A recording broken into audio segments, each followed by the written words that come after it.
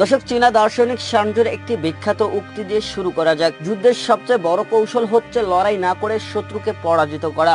22 গজ যুদ্ধক্ষেত্রের চেয়ে কোনো অংশে কম নয়। দর্শক, মাহমুদুল্লাহ রিয়াদ যেখানে আপন ঘরে পর হয়ে গেছেন, অসংখ্য যুদ্ধে একসঙ্গে বুক চিতিয়ে লড়ে যাওয়া মাহমুদুল্লাহ রিয়াদ দেখালেন তার ঘরে ফেরার পথ বন্ধ। ঠাঁই নিলেন নীরবতা নামক এক মহা অস্ত্রে। দর্শক, মৌনতা নাকি সম্মতির লক্ষণ।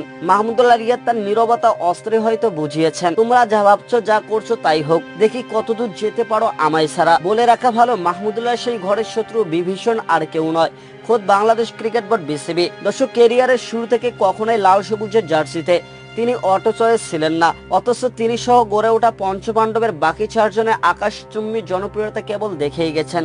কথায় বলে, তোমার যা কিছু প্রাপ্য তা অবশ্যই পাবে, আজ নয়তো কাল অথবা পরশু, কিন্তু পাবেই পাবে। দর্শক, অপেক্ষায় ছিলেন মাহমুদুল্লাহ রিয়াদ।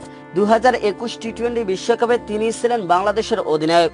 ভরাডুবির পর জায়গা হয়নি পরের আসরে। সময়ের কি দূরত্ব ও রসিকতা! এভাবে হয়তোবা ফিরে আসে অপেক্ষার ফল।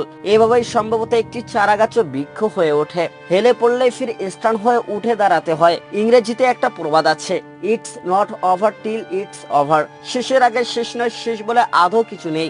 যখন যেখানে সুযোগ পাবেন সেখান থেকেই নতুন শুরুর গল্প রচিত হয়। দর্শক, মাহমুদুল্লাহ রিয়াদ যদি বই হতেন, অপরাহের গল্পে তাকে নিয়ে অনাহাসে একটা নতুন অধ্যায় লেখা যেত। দর্শক, বিকালের নিভিনিভু কন্যা সুন্দর আলোর মাঝে যেভাবে শহর জুড়ে কৃত্রিম আলো জেগে উঠে তৈরি করে অদ্ভুত সুন্দর মুহূর্ত, মাহমুদুল্লাহ রিয়াদ প্রতিবার ফিরে আসার চিত্রটাই এমনই। গত ওয়ানডে বিশ্বকাপেই ঘটেছিল পুনর্জন্ম। ভরাডুবি বিশ্বকাপে ব্যাট হাতে একাই বাঁচিয়েছেন বাংলাদেশের মান। এরপর বিপিএল এ ফরচুন বরিশালের হাতে শিরোপা তুলে দেওয়ার অন্যতম কারিগর মাহমুদুল্লাহ রিয়াদ। দর্শক, এদিকে জিম্বাবুয়ে সিরিজেও আলো ছড়িয়েছেন তিনি, যেন তিনি ফিলিংস পাখি। তাকে অনাহাসে রূপকথার পঙ্কিরাজ বলাই যাবে। মুখে না বললে যার পিঠে চড়ে বহুদূর যাওয়ার স্বপ্ন দেখেছে লাল সবুজের বাংলাদেশ।